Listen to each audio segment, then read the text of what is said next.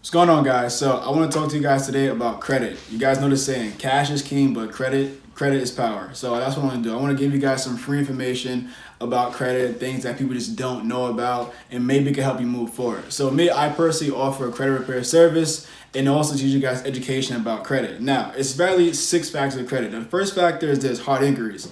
Hard inquiries are needed. A lot of people don't know that though, but you need hard inquiries on your account. And the reason I'm saying it's needed because when you open an account, the lender, which is the bank or whoever you're going about doing it, it could be the car dealership, they need to check your account. When they check your account, that's a hard inquiry. It's a hard pull. So you have a hard pull and a soft pull. And hard pull are hard inquiries. Soft pulls is something that you can actually check yourself. That's like going to Credit Karma. You check out your own credit report. All right, the second factor of credit we're going to talk about are total accounts. There's an old saying that goes, you shouldn't have more than like 2 credit cards, or you should only have 1 credit card. That's actually not true. You can have as many credit cards as you want, as long as you know how to utilize it correctly. But we'll get into that later. All right, so back to the second factor, which is your total accounts. You really want to have, to be in a good place, you want to have more than 7. Like, it's ideally 11 and above, but I just want to say, more than 7 accounts. That'll still put you in the positive. Now, your total account is not a huge factor on your score. Is really like not that large of an impact. It's going to be like low impact. The same thing with hard inquiries. Hard inquiries are also low impact. So you don't really want to focus too much on getting rid of those. You want to focus more on a high impact. So, all right, the third factor of credit is called age of credit card history. Now, age of credit card history is very important. It's not as important as the next 3, but it is still a medium impact on your score. Now, as the name gives it away, it's age of credit card history. So what it does is literally just gives you the age of how long you had a card open for. So if let's say you had a card open for 5 years, you have a 5-year age of credit card history. However, if you open up another account, what that does is lower your previous age of credit card history. What it does, it works just like this. If you have one card open for 3 years, you have another card open for 1 year, what you're going to do is take the average of those 2, and that's going to be your new age of credit card history. So it can work in your favor or it can work against you, but you don't want to have so many accounts open all at once, or not all at once, but so many accounts all open so frequently. You don't want to do that because that's not going to look good on your credit score. What it does is going to drop your score. Yeah, you have more accounts open, but having it so frequently and so jam-packed together is not good on your age of history. All right, the fourth factor of your credit score is payment history. This is a huge factor, so you gotta pay attention to this. All right, so payment history works just like this. It's the payment history. You don't wanna have missed payments on your account. You can actually fight that. I can show you like later on in the video how we can actually go about taking that off. But payment history, it's likely like you wanna have no less than 98% payment history. You wanna aim for 100. Always have on-time payment histories. Never miss a date. Even if you have to pay the lowest amount possible, which is the minimum, pay it. If you can't afford to pay anything more, just pay that. Make it in which on your credit report, it has no late payment histories, because that's high impact. So if you miss one payment, that could significantly drop your credit score. So you don't want that. Always aim for 100, minimum 98%. All right, the fifth factor of credit we're going to talk about is credit card utilization. Now, this is another high impact, so you got to pay attention again. Now, with credit card utilization works just like this. It's the utilization of your credit score. Now, there's a myth that's going around, which is pretty not true. The myth goes just like this. You want to have your credit card utilization 30%. That's not true. You want to really have your credit card utilization 15% or lower. Now, it works just like this. Let's say you have one credit card and the limit is, let's say $1,000. $1,000 credit card limit, right? Now, if you spend $300 of that, all that is 30% utilization you just use on your credit card.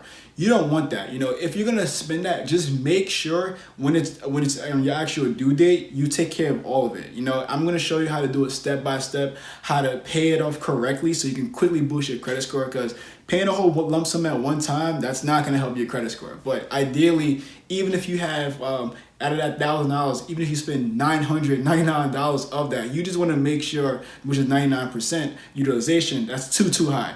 You just want to make sure that when a due date comes, you have 0% to avoid interest. But if you're going to have anything on it, no more than 15%. And the good thing about this utilization is that if you have more cards, the lower utilization will be. So if you have 4 cards, instead of now you have 1,000, let's say you have 4 cards and 1,000 on each of them, that's 4,000. So now utilization for 30% would be a higher amount, but still you want to make sure at the end of the closing date on all your cards, you're at either 0 to avoid interest, or you're at no more than 15% utilization. All right, the sixth and final factor when it comes to your credit report is derogatory remarks. You want to make sure you have 0 derogatory remarks on your credit report. Not 1, the most is 0. Derogatory remarks, what they are, they're bankruptcies, the missed payments that went into collections. These can all be disputed and removed from your actual credit report. And this is where I come into play at. So I serve as the middleman and I help individuals fight the credit bureaus. Now, there's a lot of things that are incorrect on people's credit report. 1 out of 5 Americans have at least one thing that's incorrect on it. These things can be your address that can be wrong. It can be the way some things are spelled. It can be your spelling of your name, spelling of certain accounts. It can be your actual balance. Even if you owe $1,000 and they say you owe 1,001 penny, that can be disputed and completely removed off of your account. Credit bureaus are a for-profit business. They get paid to make sure that they have these negative reports on your score. However, in 1970, the Fair Credit Reporting Act was established. And what that does, it pretty much leveled the playing field. It gives us, the individuals, the right to access our accounts, the right to actually fight these things and have them disputed so we can remove them off of our credit report so we can have positive remarks instead of these negative ones.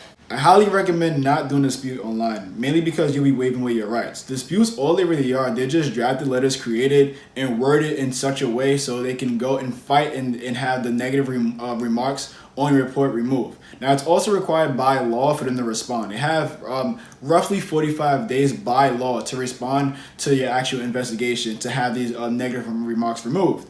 Now, if they don't respond, you can actually write another dispute letter to have that just fully taken off just because of the fact that they haven't responded. That's also by law. Also, everyone's dispute is different. You can actually Google a dispute letter, but finding the one that's accurate for your actual report is not going to be likely. So that's why you want to get professionals. A lot of situations just like this, hiring a professional is better than doing it yourself. But I can teach you how to go about doing it yourself the same way the professionals are going to go about doing it for you. Fixing your credit report is a process. There are some individuals who have it done faster than others, but that's mainly, as I said before, because everyone's credit report is different. No one's is exactly the same. So there are going to be some situations in which for some it will be faster than others, but it's not going to happen overnight. It's not going to happen in 3 weeks. Likely, or it's unlikely for it to happen in a month, but there are some cases in which it does. Roughly, fixing your report is going to take between 45 days and even up to 8 months. Alright guys, I hope you enjoyed it. Those are the 6 factors of credit. I hope I was able to give you information when it comes to credit. If you enjoyed it, make sure you like, subscribe, share, and also leave a comment. Credit is not hard at all. A lot of these credit companies, they try to make it complex. They change wording around, but it's not hard, guys. It's very simple. Again, make sure you like, subscribe, share, leave a comment. If you really enjoyed it, tag 3 friends. Make sure they tag 3 friends, and also tell them to like it as well. Tell them to share it. Tell them to share with their aunt, their uncle, their mom, their sister, their boss. Who else? Their other employee. Any type of person you guys. All right, guys. That's it.